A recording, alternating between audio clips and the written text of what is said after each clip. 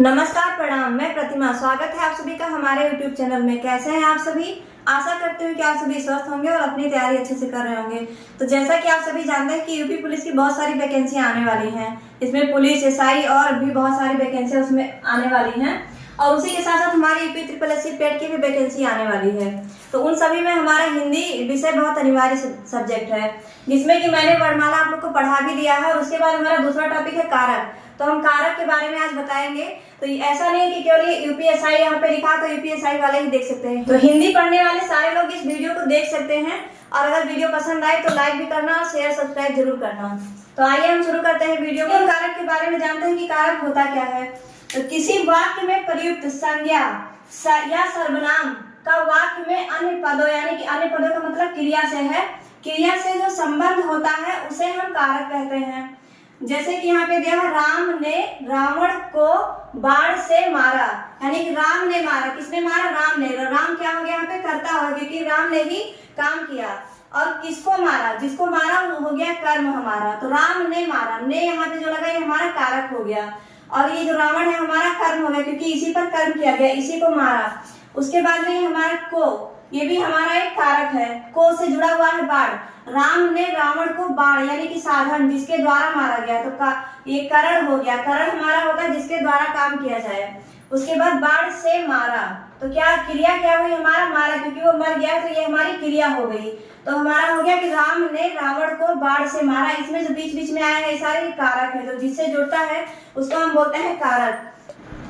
अब इसके बाद हम बात करते हैं कि कारक के कितने भेद हैं। तो कारक के हमारे 8 भेद हैं। जैसे यहाँ पे कर्ता कारक, कर्म कारक, करण कारक, संप्रदान कारक, अपादान, संबंध, अधिकरण और संबोधन। और इन सबके एक पहचान चिन्ह भी है। कर्ता का हो गया ने, कर्म का हो गया को, करण का हो गया से या के द्वारा। जैसे कि यहाँ पे बाण, बाण के द्वारा मारा गया था ना, तो के द्वारा हो गया या से हो गया। इसको से भी बोलते हैं और के द्वारा भी बोल सकते हैं। उसके बाद हमारा संप्रदान हो गया। संप्रदान में हमारे दो आते हैं, जैसे को आ गया और के लिए आ गया। उसके बाद हमारा अपादान हो गया। तो अपादान में भी से होता है और हमारा यहाँ करण में भी से होता है, लेकिन करण में इसके द्वारा काम किया गया। लेकिन अपादान जो होता है ये अलगाव के लिए होता है। जैसे पेड़ से पत्ते गिरते हैं, तो जो पत्ता गिरता है वो हमारा हो गया अपादान, क्योंकि वो अलगाव के लिए होता है। उसके बाद हमारा आता है संबंध कारक। संबंध कारक हो जैसे का, की, के, किसी के साथ संबंध, जैसे उसका लड़का, राजा का, तो ये हमारा संबंध व्यक्त करता है। उसके बाद हमारा आ गया अधिकरण। अधिकरण में आ गया हमारा में, पै और पर आता है। उसके बाद हमारा 8वां जो भेद है ये है संबोधन। जैसे हे, अरे, ए, जैसे हे राम, तो ये हमारा हो गया संबोधन कारक।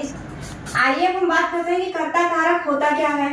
तो क्रिया के करने वाले को कर्ता कारक कहते हैं। क्रिया के करने वाले मतलब कार्य करने वाले को हम कर्ता कारक कहते हैं। कर्ता कारक का जो हमारा कारक चिन्ह होता है इसको हम ने बोलते हैं। ने, तो ने से जो जुड़ा हुआ शब्द होता है उसको हम कर्ता चिन्ह कहते हैं। उसी में ने विभक्ति, यानी कि ने कारक का प्रयोग भूतकाल के विषय में होता है। जैसे कि यहाँ पर दिया गया राम ने पत्र लिखा, यानी कि पत्र लिखा था, तो ये भूतकाल में आ गया। उसी प्रकार से यहाँ पे कर्ता कारक में ने विभक्ति का कभी कभी लोप भी होता है, जैसे कि ने नहीं दिया होता। जैसे सीता खाती है, तो सीता मतलब खाना खाती है, तो यहाँ पे ने का प्रयोग था कि सीता ने खाना खाया। लेकिन क्या हो गया कि सीता खाती, यहाँ ने विभक्ति का लोप हो गया है। वैसे यहाँ सोहन किताब पढ़ता है, तो सोहन किताब ने मतलब सोहन ने किताब पढ़ा, इसका मतलब हुआ, तो मतलब ये हो गया कि ने विभक्ति का लोप हो गया और यहाँ पे लिख दिया गया सोहन किताब पढ़ता है। उसके बाद हमारा आता है राम ने पत्र लिखा, तो यहाँ ने विभक्ति को दर्शाया गया है। रमेश ने आम खाया, तो यहाँ पर भी ने विभक्ति को दर्शाया गया है। अध्यापक ने विद्यार्थी को मारा, तो यहाँ पर भी ने विभक्ति हमारा दर्शाया गया है। यानी कि कर्ता कारक जो चिन्ह होता है वो होता है हमारा ने। अब आप लोगों को कर्ता कारक समझ में आ गया होगा। तो कर्ता कारक के बाद में हमारा आता है कर्म कारक। तो जानते हैं कर्म कारक होता क्या है।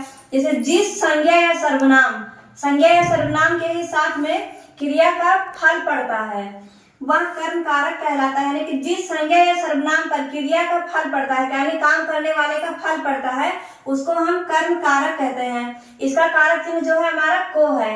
इसमें कर्म जो चिन्ह लगता है वो होता है को।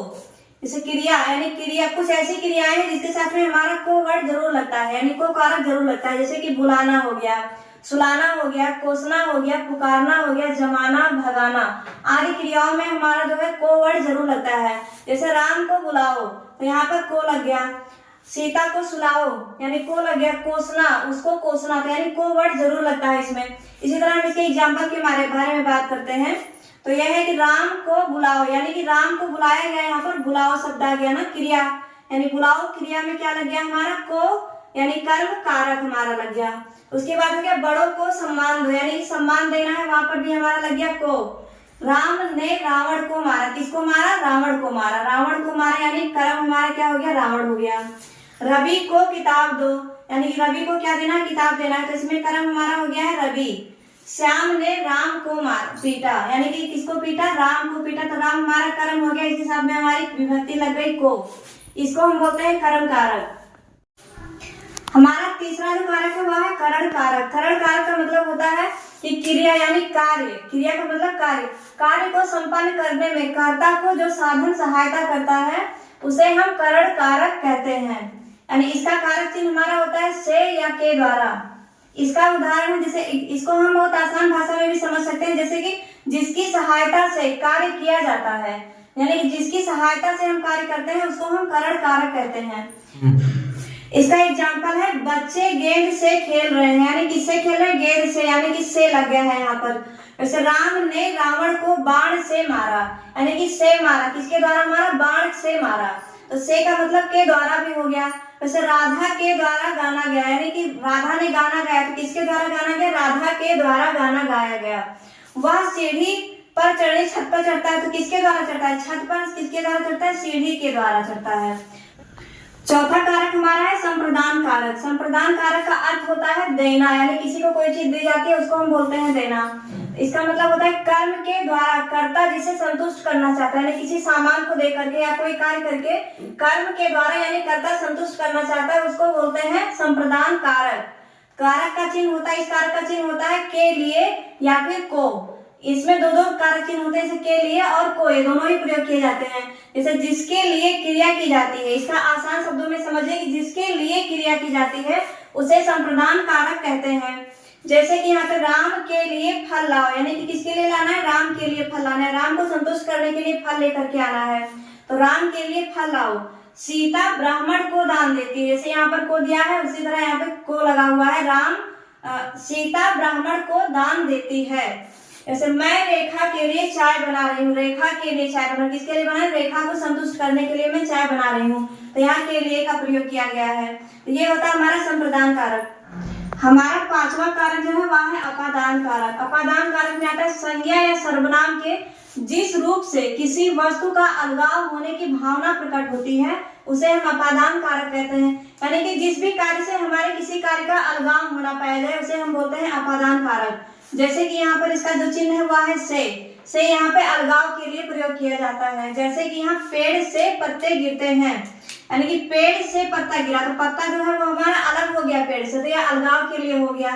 बालक विद्यालय से घर जाता है, यानी कि विद्यालय से वो घर जाएगा तो विद्यालय से अलग हो गया, तो यह भी अलगाव के लिए किया गया। गंगा हिमालय से निकलती है, तो गंगा जो हमारी हिमालय से निकली यानी कि हिमालय से अलग हो गई, तो यह हमारा अलगाव के लिए प्रयोग किया जाता है, उसको हम बोलते हैं अपादान कारक।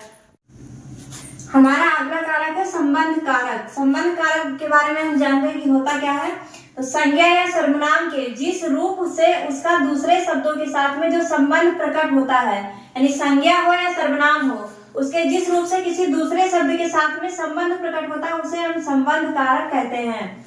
जैसे कि इसका कारक चिन्ह होता है का, की, के। इसका उदाहरण जैसे देख लीजिए, राम दशरथ के पुत्र थे, तो के का मतलब संबंध हो गया, पुत्र इनका संबंध था, दशरथ के पुत्र थे। सीता जनक की बेटी थी, यानी कि की से यहाँ हमारा क्या हो गया, संबंध प्रकट करता है। जैसे यह किताब राधा का है, तो का यानी किसका किताब है, तो राधा का, राधा से इसका संबंध हो गया, तो ये हमारे संबंध प्रकट करते हैं। वैसे कई कुछ ऐसे शब्द भी होते हैं जहाँ पर का, की, के नहीं लगा होता है, जैसे कि मेरी घड़ी खो गई है, लेकिन यह भी हमारा संबंध प्रकट कर रहा है, मेरी संबंध प्रकट कर रहा है। मैंने अपनी पुस्तक दी, यानी अपनी पुस्तक दी, तो यह भी संबंध है, मेरी घड़ी ये भी एक संबंध है। जैसे कि इसमें कुछ अपवाद भी हैं, जैसे ये किसी क्रिया के साथ संबंध ना बतलाकर संज्ञा अथवा सर्वनाम के शब्दों से ही संबंध प्रकट करता है, उनको भी हम बोलते हैं संबंध कारक। जैसे कि उनका हो गया, मेरा हो गया और अपना हो गया, ये हमारा सीधे संबंध प्रकट करता है, यहाँ पर का, की, के नहीं लगता है, तो इसको भी हम बोलते हैं संबंध कारक। कारक का हमारा अगला भेद है अधिकरण कारक। अधिकरण कारक में होता है संज्ञा के जिस रूप से क्रिया के आधार का बोध होता है उसे हम अधिकरण कारक कहते हैं। इसका कारक चिन्ह होता है में, पै, पर। जिसमें में, पै, पर लगा होता है उसको हम बोलते हैं अधिकरण कारक। जैसे कि यहाँ पर हमने लिखा हुआ है कि मेज पर पुस्तक रखी है, तो पुस्तक कहाँ पर रखी है? मेज पर रखी है, यानी कि इसका आधार जो है वह क्या है? मेज है। तो यहाँ पर फिर है दूसरा हमारा मैं 3 मिनट में आ रहा हूँ। तो कोई पूछेगा कितने मिनट में आ रहे हो, तो इसका आधार जो है कि 3 मिनट में, मिनट में यानी कितने मिनट में? 3 मिनट में। में हमारा क्या हो गया? अधिकरण कारक। तालाब में मछली है, तो मछली कहाँ पर है? तालाब। तालाब में मछली है यानी कि तालाब के अंदर मछली है, में मछली है, यानी में जो हमारा हो गया अधिकरण कारक हो गया। सीता छत पर है, कहाँ पर है? छत पर है, यानी पर हमारा क्या हो गया? आधार हो गया। छत के ऊपर यानी आधार के बारे में बता रहा है, तो ये हमारा अधिकरण कारक हो गया। ये कारक का हमारा 8वां और आखिरी कारक है जिसको बोलते हैं हम संबोधन कारक। जिस कारक से किसी को पुकारने का बोध हो उसे संबोधन कारक कहते हैं। जैसे कि इसका कारक चिन्ह है हो, अजी, अरे, ए, ओ। जैसे हम बुलाते हैं ना किसी को, हे भगवान रक्षा करो। भगवान को हम बुलाते हैं जब हमको कोई कष्ट होता है, पीड़ा होता है कि हे भगवान रक्षा करो। तो यहाँ पर हमारा जो ये चिन्ह लगा हुआ है इसको बोलते हैं संबोधन चिन्ह। तो जिस भी कारक में जहां भी प्रयोग होगा ये वाला उसको हम बोलते हैं संबोधन चिन्ह। यानी है अगर हमने बोला तो वहां पे ये चिन्ह जरूर लगा होता है, इसको बोलते हैं संबोधन चिन्ह। और हे को बोलते हैं संबोधन कारक। वैसे यहाँ पे लिखा राम इधर आओ, राम इधर यानी उसको हमने बुलाया तो यहाँ पे संबोधन कारक का प्रयोग हुआ है। अरे तुम कहाँ जा रहे हो? अरे का मतलब यहाँ संबोधित किया जा रहा है। वैसे आ सुहावना मौसम है, यानी कि मौसम बहुत सुहावना है तो हम लोग बोलते हैं आ बड़ी सुहावना मौसम है। वैसे यहाँ पर भी संबोधन कारक का प्रयोग किया गया है। अजी सुनते हो, तो यहाँ पर भी क्या हो गया है? हमारा संबोधन कारक का प्रयोग हो गया है। हमारा कारक और कारक के भेद, कारक के बारे में आज मैंने पूरा बता दिया है, तो आप लोग को कारक अच्छे से समझ में आ भी गया होगा। तो हमारा वीडियो आप लोग को कैसा लगा? अगर वीडियो हमारा पसंद आया तो वीडियो को लाइक भी करें, शेयर करें, सब्सक्राइब करना बिल्कुल भी ना भूलें। तो मिलते हैं नेक्स्ट वीडियो में, तब तक आप लोग अपनी पढ़ाई को जारी रखें। जय हिंद।